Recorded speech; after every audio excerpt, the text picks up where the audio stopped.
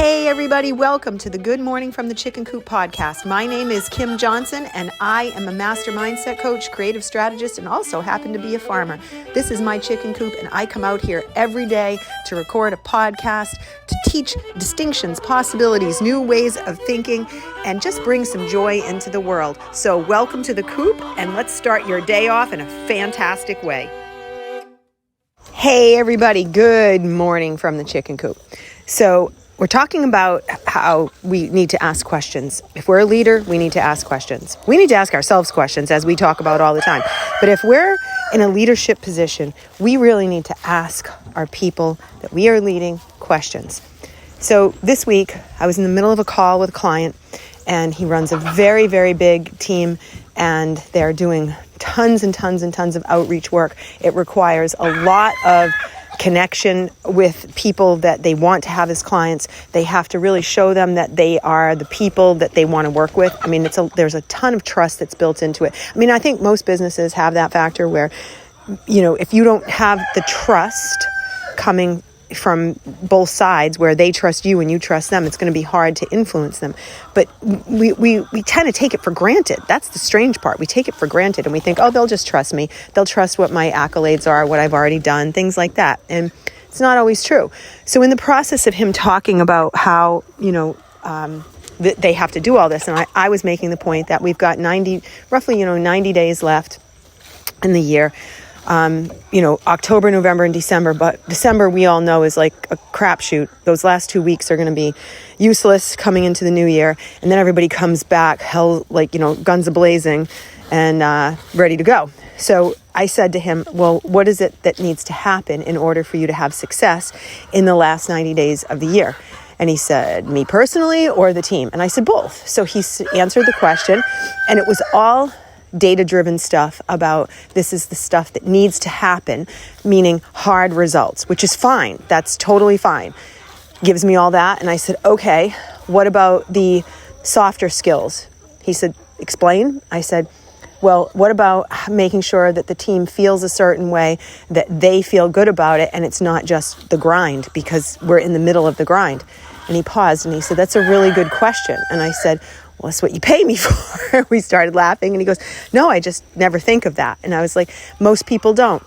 So he said, how would you approach it? I said, I think it's really important to go and ask each one of them individually, not as a group. And this is key, guys, not as a group. Individually, sit them down and say, okay, you know what the metrics are that we need to meet by the end of the year, and have them run it by you. Just have them run those tactics, the metrics, as well as the strategies and tactics they're going to use to get there. And he said, yep, that's standard operating procedure. I said, great. Then that next higher level is to say, okay, so tell me, what do you need in order to make this happen? Ask it very generally at first. What do you need? And they're probably going to give you a lot of tactile stuff that they need. Like, I'm going to need to be, flying here. I'm going to need to be going and doing this. I'm going to need the support of the admin or creative or whatever they need.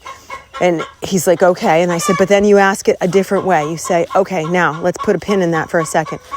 What do you personally need? Like, what is it that's in you that you're not necessarily sharing with me because it might not be something that I want to hear, but is it that you need to have Saturdays to make it to that game that you want to see your son play?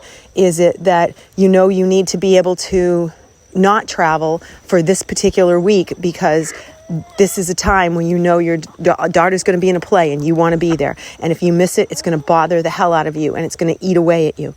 And he's like, well, if I ask those questions and everybody takes advantage of that and we're not meeting the metrics. And I said, hold on. You're not guaranteeing anything. You're just trying to find out. And the reason why this is so important is, one, you need to know what people are thinking, because this is where they start to get in their head and they go, all right, I just can't do this anymore. I need to be home more. I need this more. And they start making plans and don't tell you. And as much as you think that they trust you and that they will tell you things, they won't. So it's really important to recognize this. So we got into a very deep conversation about trust and how to understand where they're coming from and understand yourself. Like, if you put yourself back 30 years, would you have done that? And he's like, probably not. And I said, okay, so that's why it's so important. And by the end of the conversation, he got it. But the reality is anybody who's in a leadership position has to be willing to ask about those softer, important, emotional skills that we as human beings actually operate in. That is our operating system. So you can try all you want to make people grind it out, but that operating system is still going to be doing what it does. And if you don't tap into that and understand it, your team will suffer. So it's important to know those emotional questions as much as you know those tactile questions, because without those emotional questions being taken care of and answered and addressed, those tactile questions, all of those things that you want to get done are going to be running on the wrong operating system. So I hope you guys have a blessed day, and I hope this helped, and I will see you tomorrow. Bye.